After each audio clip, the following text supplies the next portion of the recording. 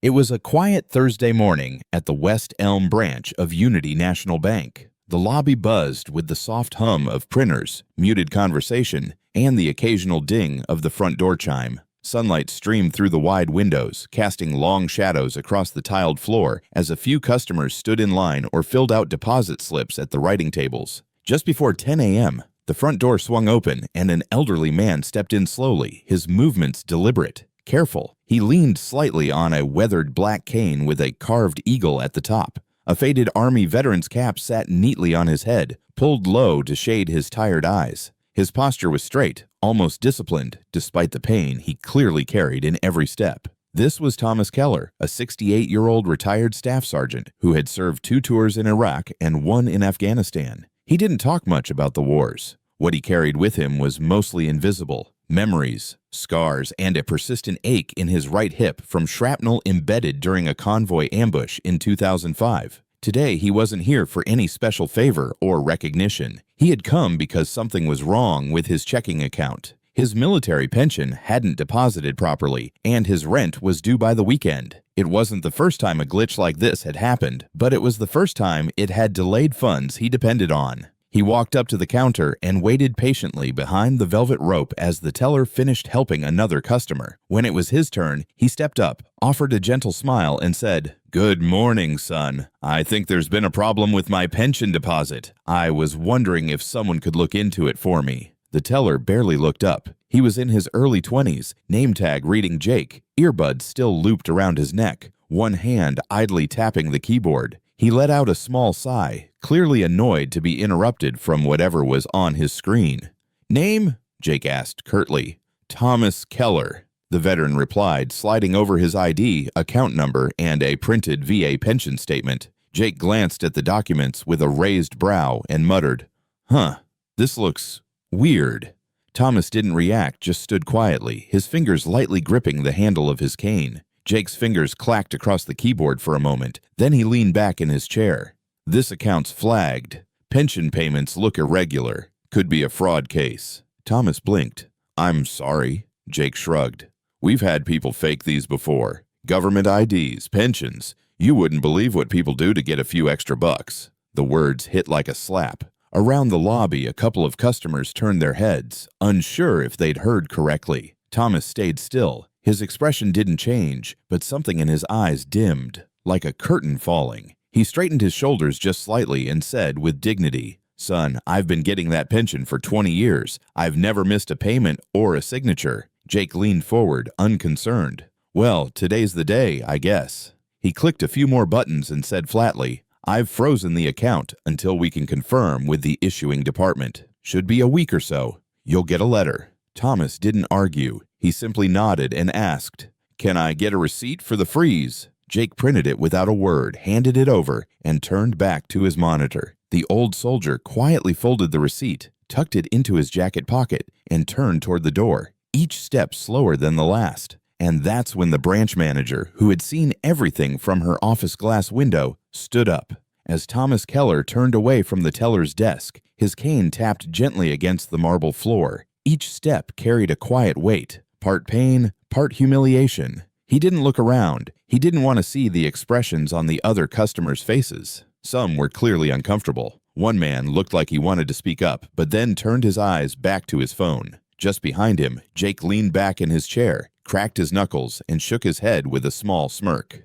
"Some people really think they can get away with anything," he muttered under his breath to the teller beside him. The other teller, a young woman named Rachel, glanced up from her screen. She didn't say anything, but her eyes flicked toward Mr. Keller and then back to Jake, unease creeping across her face. Jake noticed and raised an eyebrow. "What? I've seen a dozen like him this month. Flash a military cap, hand over some old paper, and boom, free money. The system's broken." Rachel's jaw tightened. "That was a VA statement. It looked real." Jake shrugged dismissively. "Yeah, and I looked like Spider-Man on Halloween. Doesn't mean I can climb walls." Rachel didn't respond, but her disapproval was obvious. Meanwhile, Mr. Keller reached for the lobby door. He paused briefly, pressing his hand against the glass for support. His breathing had grown heavier, whether from the exertion or the embarrassment, no one could tell. From behind the privacy glass of her office, Lauren Rivers, the branch manager, had seen the entire interaction. At first, she thought maybe it was just a routine problem, an account inquiry, a missed deposit. But something about the veteran's posture, the way he stood so still, so composed, while Jake leaned back with that smug look, something felt off. As she watched Mr. Keller prepare to step out, she saw him falter slightly, just a hitch in his stride. That was enough. Lauren stood, stepped out of her office, and crossed the floor with quiet urgency. Jake didn't notice her approaching until she was nearly at his station. "Jake," she said sharply. He turned in his chair, surprised. "Oh, hey, Ms. Rivers, just handled a weird case. Account freeze, possibly fraudulent documents." Lauren's eyes narrowed. "What documents?" Jake gestured at the scanner. "Some VA pension forms, military ID. You know how people try to game those. Better safe than sorry." Lauren didn't move. Her voice was low and controlled. "Did you call the fraud team to verify?" Jake hesitated. "No, not yet. I figured I'd just lock it down first." "Without verification? Without escalation? On a federal pension account?" She cut in. Jake looked uneasy now. "Well, yeah, it looked off." Lauren took a breath and looked down at the scanned ID and documents. As her eyes passed over the name, Thomas Keller, her expression shifted. For a moment, the entire room seemed to still. She looked back up at Jake, voice almost a whisper. "Did he say his name was Thomas Keller?" Jake shrugged. "Yeah, why?" Lauren's mind was already racing. That name, Keller, the veteran's limp. Something clicked. She turned toward the door. Mr. Keller was still within view, just outside the bank, standing on the steps, catching his breath before moving toward the parking lot. Lauren didn't wait. She turned on her heel and walked briskly toward the door. Jake called after her, confused. "Should I note this in the report?" But Lauren didn't answer. She was already halfway across the floor, past the glass, heading straight for the man her teller had just humiliated, because she now remembered exactly who Thomas Keller was and what he had done for her family. Something no apology or bank policy could ever repay. Lauren Rivers stepped out into the warm morning sun, her heels clicking on the cement as she hurried down the steps of the bank. Her eyes were fixed on the elderly man standing just a few feet away. Thomas Keller hadn't made it far. He stood still at the edge of the sidewalk, one hand gripping his cane, the other holding the receipt Jake had given him. "Excuse me, sir," she called, trying to soften her voice as she approached. Thomas turned slightly, his brow furrowed in confusion. "Yes?"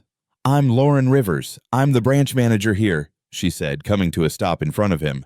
"I'd like to speak with you, if that's all right." He gave her a tired smile. "If it's about the account, your teller already helped me. It's been frozen. I understand how things work." She shook her head gently. "I don't think you do, not yet. Please, would you come back inside for just a moment? I'd like to take a second look." Thomas hesitated, scanning her face. There was no smugness, no dismissal, just a strange urgency in her tone, something personal. He gave a small nod.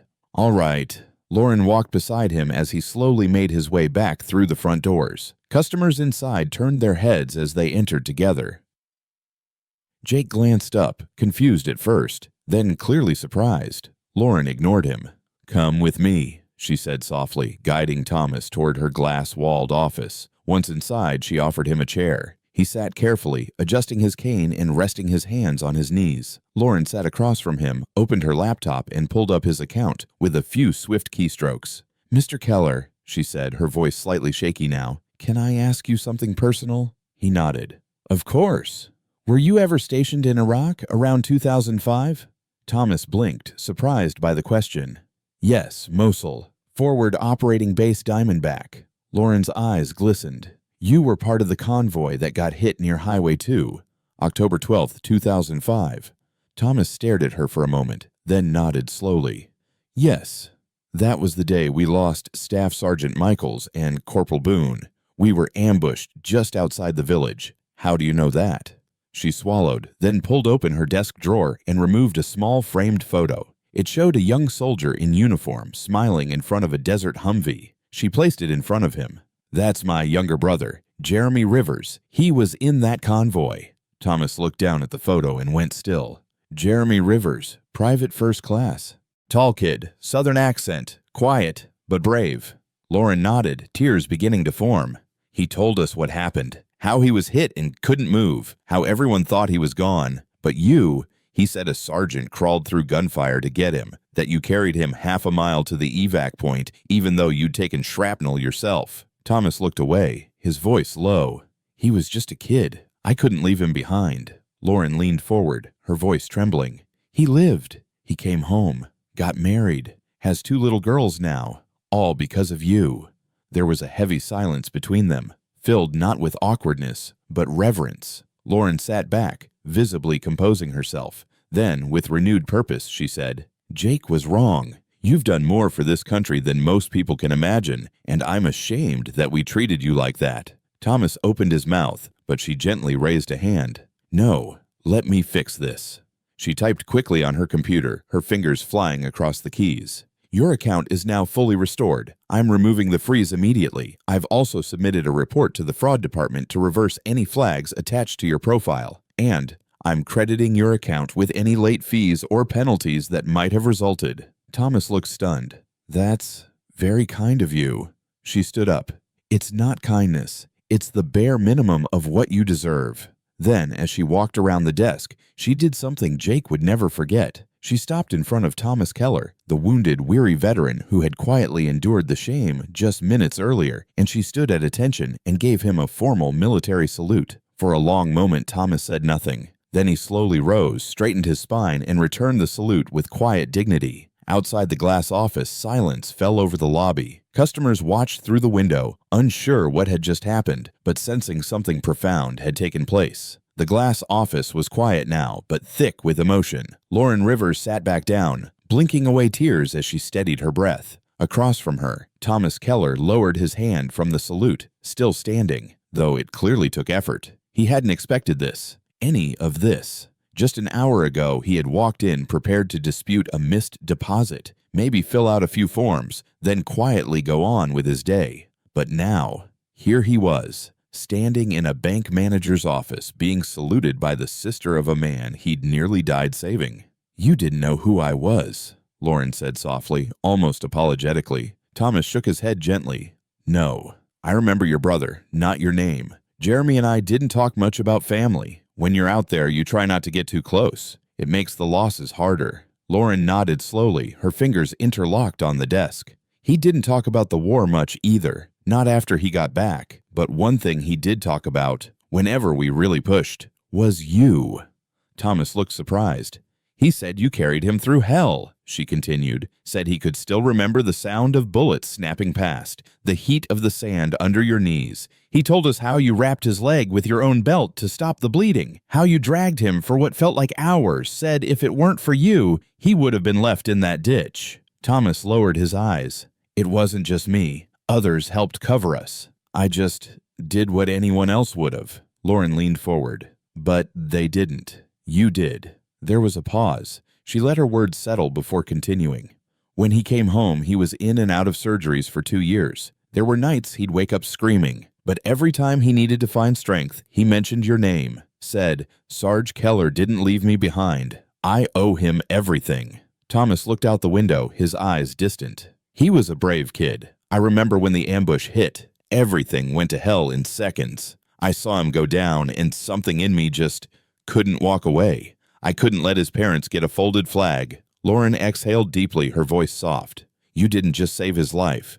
You changed ours. My mother, she used to sit by the window every night he was deployed, watching for a car to pull up. She had already lost a nephew in Fallujah. If Jeremy hadn't come home—" Her voice trailed off, but Thomas understood. He didn't need the rest of the sentence. Lauren cleared her throat and turned back to her computer, composing herself. "I'm going to flag your account with a note," she said. "Not for fraud, God no, but for priority handling. If you ever walk into any Unity branch, I want them to see that note and know exactly who you are." Thomas gave a small chuckle. "That's not necessary." She looked up at him.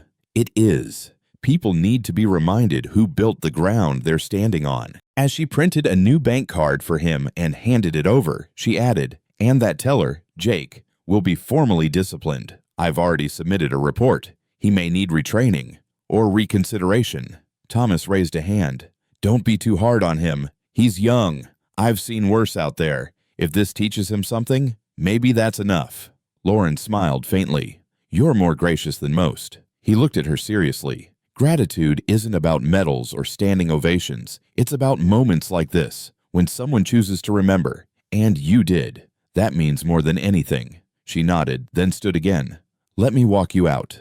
Together they exited the office, side by side. The lobby had grown still. Customers were watching, quiet, curious. Jake stood awkwardly near his counter, clearly aware something had shifted. Lauren turned to Thomas just before the doors and said loud enough for everyone to hear, "Thank you for your service, Staff Sergeant, and thank you for my brother's life." And again, she saluted. This time, Thomas didn't hesitate. He returned it firmly, then turned and made his way toward the doors, cane in hand, head held high. As the door swung closed behind him, a quiet murmur spread through the room. One man clapped, then another. Soon, the entire lobby erupted in spontaneous applause. Jake lowered his eyes. Lauren turned to face her team and the customers. "We don't get to decide who's important based on a dress code or how fast they walk," she said. Today was a reminder of that. Inside that bank, everything had changed, not just for one veteran, but for everyone who'd witnessed the quiet power of dignity and the long shadow of honor.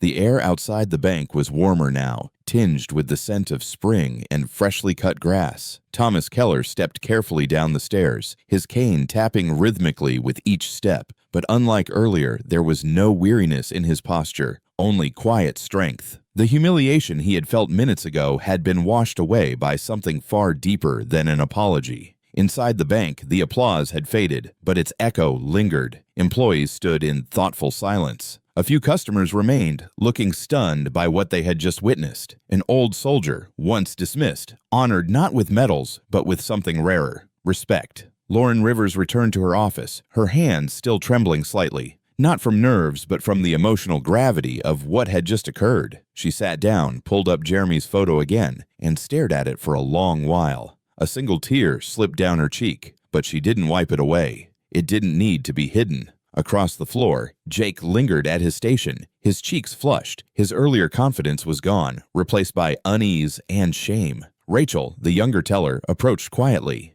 "You okay?" she asked. Jake looked up at her, then back toward the office where the salute had taken place. "I messed up," he said, voice low. "I didn't even try to understand who he was. I just assumed." Rachel nodded.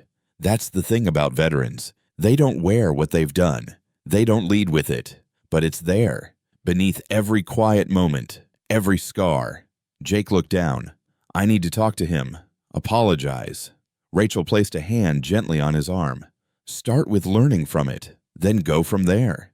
Meanwhile, Thomas had made his way to his old pickup truck, parked at the far end of the lot. The paint was chipped, the bumper dented, but it ran just fine, and he never needed more. As he opened the driver's door, he heard a voice behind him. "Mr. Keller!" He turned to see Lauren jogging down the steps, something clutched in her hand. She reached him, slightly out of breath, and extended a small envelope. "This just came through from corporate. It's your new official card, and a personal note from the regional director. When I told them who you were, they didn't hesitate." Thomas took the envelope and raised an eyebrow. "Corporate usually moves slow." Lauren smiled. "Not today." He opened the envelope and found a sleek new bank card, embossed with a small American flag in the corner. Below his name, the title read, "Veteran Client, Priority Status." Behind it, a handwritten note read, "To Mr. Thomas Keller, thank you for your service and sacrifice. We are proud to serve you now. Martin Gresham, Regional Director." Thomas stared at it for a long moment. Then quietly, "Thank you, Lauren." She looked up at him, meeting his gaze. "You gave my brother a second chance at life. I owed you more than a thank you. Today was just the start." He gave a nod, and for the first time that day, a true smile broke across his face. "You know," he said, "I don't usually like coming to banks. Too much small talk, but I'll come back here again." Lauren chuckled. "You better. Next time, I'm buying you coffee." Thomas got into his truck and started the engine. As it rumbled to life, Lauren stepped back and offered him a wave. He returned it with 2 fingers to his brow, half salute, half farewell. As he pulled away, Lauren stood in the lot for a moment, watching until the truck disappeared down the street. Back inside, she returned to the floor where her team was still gathering their thoughts. Jake approached, his face pale, his voice quiet. "Ms. Rivers, I just wanted to say I'm sorry. I didn't handle that right. I didn't even give him a chance." Lauren looked at him for a long moment. "You're not the first person to judge a book by its cover, but you might be one of the last if you really learn from this." He nodded. "I will." She glanced around at the team. "Let's never forget what happened today, not because it was dramatic, but because it was true. We honored a man who didn't ask for it, who didn't demand it. He just lived it." And with that, the branch quietly returned to business, wiser, more aware, and forever changed. Because in just 7 minutes, a frozen bank account had turned into something far greater, a moment of restored honor, a reminder that behind every quiet veteran, there's a story the world has almost forgotten, until someone chooses to remember. In our fast-paced world, it's easy to overlook the quiet heroes among us. They don't wear their honors on their sleeves. They don't boast about battles fought or lives saved. They wait in lines like everyone else. They drive old trucks, pay bills, and quietly live with the weight of memories we'll never understand. Thomas Keller didn't ask for recognition. He didn't walk into that bank expecting applause. All he wanted was a routine transaction, what anyone would expect.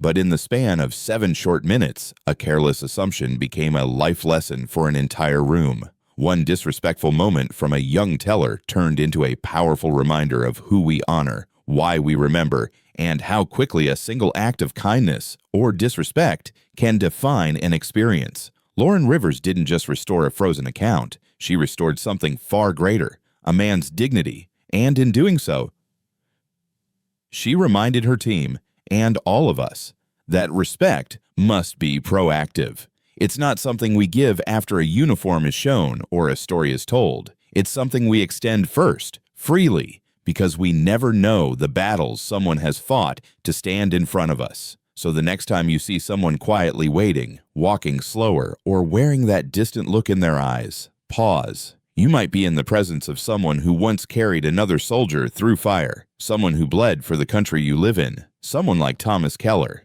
And if you're lucky, you'll remember to salute with your heart, even if your hand stays by your side. Because gratitude doesn't need a stage, it just needs to be spoken before it's too late. If this story moved you, hit like and subscribe. More real, powerful moments like this await you every day.